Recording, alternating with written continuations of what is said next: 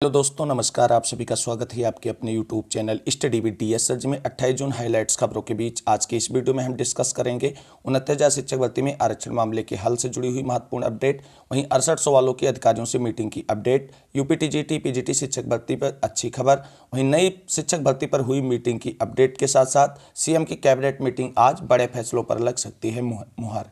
बड़ी खबर निकल कर आ रही कि जूनियर एडेड विद्यालयों में शिक्षक भर्ती होगी निरस्त। तो सभी खबरों को विस्तार पूर्वक जानने के लिए वीडियो में अंत तक बने रहें। प्लीज़ वीडियो को लाइक करें, दोस्तों में शेयर करें तथा चैनल को सब्सक्राइब करके बेल आइकन जरूर दबाएं। पिछले कुछ दिनों से साथियों वीडियो अपलोड न कर पाने का कारण था कि यूट्यूब की तरफ से वीडियो अपलोडिंग रोक दी गई थी। अब जैसे ही ये वीडियो अपलोडिंग शुरू की गई तो आप सभी लोगों के लिए वीडियो अपलोड किया जा रहा है। तो आइए साथियों देखते हैं आज की महत्वपूर्ण खबरों को। सबसे पहले बात कर लेते हैं बिहार शिक्षक भर्ती से जुड़ी हुई बड़ी खबर। जैसा कि साथियों आप सभी लोग जानते हैं कि बिहार शिक्षक भर्ती के लिए 1,70,000 से अधिक पदों पर विज्ञापन जारी किया गया है और पहले जो उसमें अनिवार्यता थी केवल बिहार राज्य के अभ्यर्थियों को ही इसमें फॉर्म अप्लाई करने के लिए योग्य रखा गया था। लेकिन कल देर शाम आपको बता दें कैबिनेट मीटिंग में बड़ा फैसला लिया गया और जो है बिहार राज्य के अभ्यर्थियों के साथ साथ अन्य राज्य के अभ्यर्थियों को भी इस भर्ती परीक्षा में बैठने के लिए मंजूरी दे दी गई है। शिक्षक नियुक्ति में स्थायी निवासी की अनिवार्यता खत्म। कैबिनेट के फैसले के बाद अब दूसरे राज्य के अभ्यर्थी भी कर सकेंगे आवेदन। बिहार में शिक्षकों की नियुक्ति में अब पूरे देश के लोग पात्र होंगे क्योंकि राज्य कैबिनेट ने शिक्षक बहाली में शामिल होने के लिए बिहार के स्थायी निवासी होने की अनिवार्यता खत्म कर दी है। इसके लिए शिक्षक नियुक्ति की नई नियमावली में बदलाव किया गया है। बदलाव के बाद किसी भी राज्य के योग्य व्यक्ति बिहार में शिक्षक के लिए आवेदन कर सकेंगे। पहले आवेदन करने के लिए बिहार का स्थायी निवासी होना अनिवार्य था। मंगलवार को मुख्यमंत्री नीतीश कुमार की अध्यक्षता में हुई राज्य मंत्रिमंडल की बैठक में इस प्रस्ताव पर सहमति दी गई।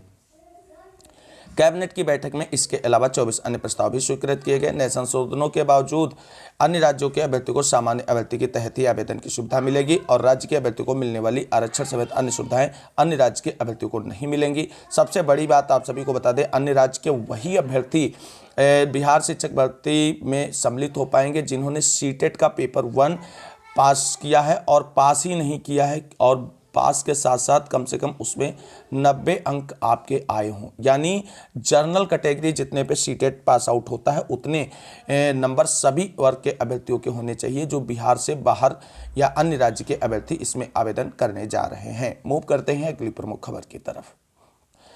उत्तर प्रदेश में आयोजित की गई 8,085 पदों पर लेखपाल भर्ती परीक्षा की डीबी को लेकर के बड़ी अपडेट निकलकर सामने आ रही है। दिव्यांगों को मौका देकर भरेंगे लेखपाल के 8,085 पद। उत्तर प्रदेश अधीनस्थ सेवा चयन आयोग राजस्व लेखपाल के 8,085 पदों को भरने के लिए जल्द ही प्रमाण पत्र कराने की तैयारी कर रहा है। इसमें आवेदन करने वाले सभी दिव्यांगों को बुलाया जाएगा, लेकिन पात्रता की श्रेणी में आने वाले ही नौकरी के हकदार होंगे। आयोग ने राजस्व विभाग के अधीन आने वाले लेखपाल के 8,085 पदों पर भर्ती के लिए आवेदन लेते हुए 31 जुलाई 2022 को परीक्षा कराया था। इसकी उत्तर पुस्तिका मई 2023 में जारी की जा चुकी है। कुल पदों को भरने के लिए 27,000 आवेदकों को मौका दिया गया है। इसमें 4600 दिव्यांगों को भी मौका दिया गया है। तो कुल मिलाकर के सभी दिव्यांगों के लिए एक सुनहरा मौका है और जल्द ही आप सभी को बता दें उत्तर प्रदेश में जो 8,085 पदों पर लेखपाल भर्ती की परीक्षा कराई जा चुकी है और उसका रिजल्ट भी जारी किया जा चुका है, अर्थात डीबी के लिए कट ऑफ डिसाइड की जा चुकी है। तो अब जल्द ही डीबी की डेट आप सभी को देखने को मिलेगी और उम्मीद करते हैं कि जुलाई में ही यूपीएससी की तरफ से लेखपाल भर्ती के लिए डीबी का कार्य संपन्न करा लिया जाएगा। मूव करते हैं अगली प्रमुख खबर की तरफ। अगली बड़ी खबर निकलकर सामने आ रही है कि इंटर्नशिप योजना से 7.5 लाख लोगों को देंगे नौकरी। योगी आदित्यनाथ जी का बड़ा स्टेटमेंट। मुख्यमंत्री योगी आदित्यनाथ ने कहा कि प्रदेश में प्रधानमंत्री और मुख्यमंत्री इंटर्नशिप प्रोग्राम चल रहे हैं। इनके माध्यम से हम 7.5 लाख युवाओं को नौकरी देंगे। इसके लिए उद्यमियों को आगे आना होगा। एमएसएमई विभाग पूर्वांचल, बुंदेलखंड और गंगा एक्सप्रेसवे पर जमीन चिन्हित कर एमएसएमई क्लस्टर विकसित करें। सीएम योगी ने मंगलवार को ये बातें अंतर्राष्ट्रीय एमएसएमई दिवस 2023 पर लोक भवन में आयोजित ऋण वितरण कार्यक्रम में कही। इसमें एमएसएमई क्षेत्र के विकास के लिए बैंकों द्वारा 20,000 करोड़ रुपए के कर्ज बांटे गए हैं। मुख्यमंत्री ने निर्देश दिए कि लखनऊ, वाराणसी और आगरा में यूनिटी मॉल बनाने की कार्रवाई को आगे बढ़ाए, वहां पर अच्छे गेस्ट हाउस व हॉस्टल बनाए जाएं। तो कुल मिलाकर के मुख्यमंत्री योगी आदित्यनाथ का एक इंटर्नशिप के तहत 7.5 लाख युवाओं को नौकरी देने का एक नया लक्ष्य निर्धारित किया गया है। मूव करते हैं अगली प्रमुख खबर की तरफ।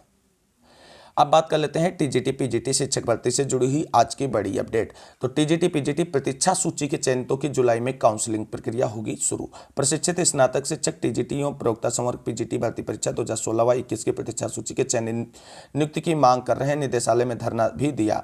इन अभ्यर्थियों की मांग अब पूरी होने वाली है। उत्तर प्रदेश शिक्षा निदेशक माध्यमिक द्वितीय प्रमोद कुमार ने जिले से इस भर्ती के रिक्त पदों का सत्यापन लगभग पूरा करा लिया है। जुलाई के प्रथम सप्ताह में काउंसलिंग कराई जा सकती है, जिसके लिए 3 सदस्यीय कमेटी बनाई गई है और उत्तर प्रदेश माध्यमिक शिक्षा सेवा चयन बोर्ड ने भर्ती परिणाम में चयनितों की सूची के साथ प्रतीक्षा सूची भी जारी की थी। कई चयनितों ने अन्यत्र चयन हो जाने पर टीजीटी एवं पीजीटी पद पर कार्यभार ग्रहण नहीं किया, जिससे पद रिक्त रह गए। इन रिक्त पदों पर नियुक्ति की मांग को लेकर के प्रतीक्षा सूची के चयनित संघर्ष कर रहे हैं। इस बीच माध्यमिक शिक्षा विभाग ने इस भर्ती के रिक्त पदों का सत्यापन जिला विद्यालय निरीक्षकों के माध्यम से कराया है।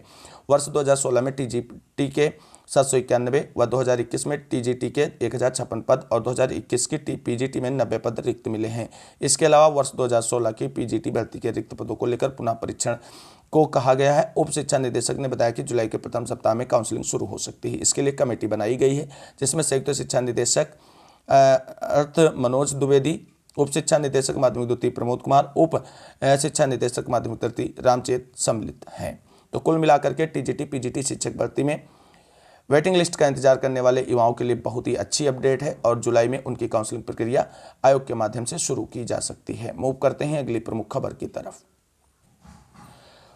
उच्च शिक्षा विभाग में बड़े परिवर्तन के साथ आज की बड़ी अपडेट निकलकर सामने आ रही है कि उच्च शिक्षा के संयुक्त निदेशक बनी अपर्णा। राजकीय महाविद्यालय स्नातकोत्तर महाविद्यालय फतेहपुर की प्राचार्य डॉक्टर अपर्णा मिश्रा ने मंगलवार को शिक्षा निदेशालय में संयुक्त निदेशक उच्च शिक्षा का पदभार ग्रहण किया है।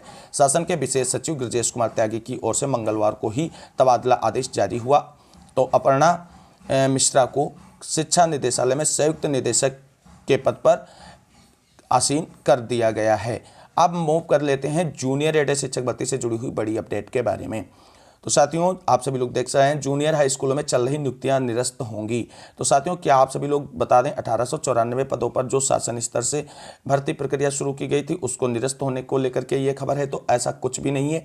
जो शासन स्तर से परीक्षा कराई गई थी 1894 पदों पर जूनियर एडेड शिक्षक भर्ती की, वो निरस्त नहीं होगी, बल्कि जो प्रबंध कमेटी के स्तर से नियुक्तियां की गई थी जूनियर हाई स्कूलों में, उनको निरस्त किए जाने की बात की जा रही है। जूनियर हाई स्कूल में चल रही नियुक्तियां निरस्त होंगी। एडेड जूनियर हाई स्कूलों में जहां नियुक्तियां चल रही हैं वह भी निरस्त की जाएंगी। यह संशोधन आदेश मंगलवार को बेसिक शिक्षा निदेशक ने जारी किया। आदेश में स्पष्ट किया कि हाल ही में शासन ने 6 जून को शासन की ओर से एडेड जूनियर हाई स्कूलों में भर्तियों पर रोक लगा दी थी और प्रबंध कमेटी स्तर से जितनी भी भर्ती प्रक्रिया गतिमान है जूनियर एडेड विद्यालयों में, उन सभी को निरस्त किया जाएगा या रोक दी जाएंगी और नए संशोधन के अनुसार आगे की कार्रवाई इसमें देखने को मिलेगी। तो कुल मिलाकर के जूनियर एडेड शिक्षक भर्ती से जुड़ी हुई बड़ी अपडेट के बाद अब मूव कर लेते हैं 69,000 शिक्षक भर्ती से जुड़ी हुई महत्वपूर्ण अपडेट। 69,000 शिक्षक भर्ती की तरफ मूव करने से पहले बात करेंगे नई शिक्षक भर्ती पर हुई मीटिंग की अपडेट के बारे में। तो साथियों, जैसा कि आप सभी लोग जानते हैं, कल एक महत्वपूर्ण मीटिंग थी जिसमें उम्मीद थी कि नई शिक्षक भर्ती और अन्य जो मामले हैं 69,000 शिक्षक भर्ती है, इन सभी से जुड़े हुए मुद्दों पर विस्तृत विचार विमर्श के बाद कोई फाइनल डिसीजन निकल कर आएगा। लेकिन कल की जो मीटिंग थी विधान परिषद की समिति वाली, वो उसमें नई शिक्षक भर्ती को लेकर के कोई बड़ी अपडेट निकलकर सामने नहीं आई है। ये कहीं ना कहीं उत्तर प्रदेश के युवाओं के लिए एक दुखद खबर है, क्योंकि उनको उम्मीद थी कि आज की जो मीटिंग है ये RTE 2009 के अकॉर्डिंग जो इस पे विचार विमर्श किया जाना है नई शिक्षक भर्ती को लेकर के, उसमें नई शिक्षक भर्ती के विज्ञापन पर चर्चा की जाएगी। लेकिन मीटिंग में ऐसा कुछ देखने को नहीं मिला है। हालांकि मीटिंग की विस्तृत डिटेल जानकारी निकलकर सामने नहीं आई है। हालांकि ये जानकारी निकलकर सामने आ रही है कि कल की मीटिंग से नई शिक्षक भर्ती के विज्ञापन को लेकर के कोई बड़ी अपडेट निकलकर युवाओं के लिए सामने नहीं आई है। वहीं थोड़ी राहत भरी खबर ये रही है कि नई शिक्षक भर्ती उत्तर प्रदेश में विज्ञापन अभी तो नहीं जारी होने जा रहा है, लेकिन बिहार में अन्य राज्य के अभ्यर्थियों को भी मौका मिल गया है। इससे कहीं ना कहीं उत्तर प्रदेश के युवाओं को भी थोड़ी राहत मिली है। लेकिन सीएम योगी आदित्यनाथ जी की आज की कैबिनेट मीटिंग है, उसमें कई बड़े फैसलों पर मुहर लग सकती है और उत्तर प्रदेश में उम्मीद है कि नए शिक्षा सेवा चयन आयोग के गठन और नई शिक्षक भर्ती से जुड़े हुए महत्वपूर्ण फैसलों पर आज एक बड़ी अपडेट आप सभी को देखने को मिल सकती है। उम्मीद करते हैं सीएम योगी आदित्यनाथ जी की आज की कैबिनेट मीटिंग में जो कल की मीटिंग में फैसले नहीं हो पाए हैं उन फैसलों को आज डिसाइड किया जाएगा कैबिनेट स्तर से और उन पर आज फाइनली मुहर लग सकती है, जिसमें उत्तर प्रदेश के युवाओं को खासकर बेसिक शिक्षा विभाग में प्राथमिक शिक्षक भर्ती और नए शिक्षा सेवा चयन आयोग के गठन से काफ़ी उम्मीदें हैं, क्योंकि जब तक नए शिक्षा सेवा चयन आयोग का गठन नहीं तब तक नई प्राथमिक शिक्षक भर्ती का विज्ञापन नहीं। ये साफ सत्य बात है, आप सभी लोग मानकर चलें। कुल मिलाकर के आप सभी को बता दें, नई प्राथमिक शिक्षक भर्ती का आज या कल में विज्ञापन नहीं आने वाला है, लेकिन इस साल आप सभी को नई प्राथमिक शिक्षक भर्ती का विज्ञापन देखने को 100% मिलेगा और 51,000 से अधिक पदों पर देखने को मिलेगा, क्योंकि बेसिक शिक्षा विभाग में ऐसे सुगबुगाहट अब शुरू हो चुकी है, क्योंकि जो शासन स्तर पर बातें कहीं ना कहीं चल रही होती हैं वो विभाग में हलचल जरूर पैदा करती हैं। और विभागीय जानकारी के अनुसार आप सभी को बता दें, इस वर्ष नई प्राथमिक शिक्षक भर्ती का विज्ञापन 100% आएगा। जिन लोगों को मेरी बातों पर भरोसा है वो आप मेरे साथ बने रहें, इधर उधर भटकने के बजाय अपनी तैयारी को फोकस करते हुए करते रहें, क्योंकि इस बार कंपटीशन अच्छा होगा और अच्छी तैयारी होगी, तभी आप अपनी एक सीट पक्की कर पाएंगे। तो नई प्राथमिक शिक्षक भर्ती और कैबिनेट की आज की मीटिंग की अपडेट के साथ पुनः आप सभी के बीच उपस्थित होंगे, लेकिन इस बीच अब बात कर लेते हैं 69,000 शिक्षक भर्ती से जुड़ी हुई महत्वपूर्ण अपडेट के बारे में। साथियों, 6800 चयन सूची के अभ्यर्थियों के द्वारा लगातार अपनी नियुक्ति के लिए प्रयास हर संभव जारी है। बेसिक शिक्षा विभाग के आला अधिकारियों से मीटिंग जारी है। कल आप सभी को बता दें, रंजीत भाई और उनकी टीम की तरफ से डीजी सर से मुलाकात करने के लिए कार्यालय पहुंचे, लेकिन डीजी सर विभागीय मीटिंग जो चल रही थी उसमें उपस्थित थे और अभ्यर्थियों की उनसे मुलाकात नहीं हो पाई है।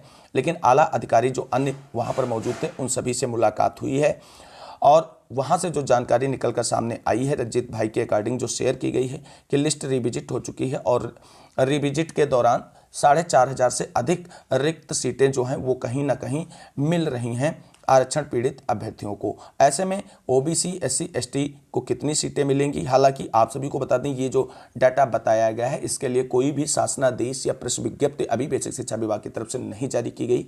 तो कुल मिलाकर के ये डाटा अभी भी अनऑफिशियल ही है, इस पे हम रिलाई नहीं कर सकते हैं। लेकिन जो जानकारी निकल कर सामने आई है कि लिस्ट रिविजिट के दौरान इतना हुआ है और सारी चीज़ें आप सभी के लिए क्लियर की जा रही हैं, क्योंकि 69,000 शिक्षक भर्ती आरक्षण मामला हल करने के बाद नई प्राथमिक शिक्षक भर्ती पर भी विभाग में सुगबुगाहट शुरू हो चुकी है। तो कुल मिलाकर के डीजी सर से तो मुलाकात नहीं हो पाई, लेकिन जो जानकारी निकल कर आई है वो यही है कि सारी चीज़ें सकारात्मक हो रही हैं। लेकिन आप सभी को बता दें 69,000 शिक्षक भर्ती में 6800 चयन सूची वाले अभ्यर्थियों की नियुक्ति प्रक्रिया इतनी आसान नहीं है, क्योंकि अगर आसान होती तो अब तक नियुक्ति प्रक्रिया पूरी हो चुकी होती।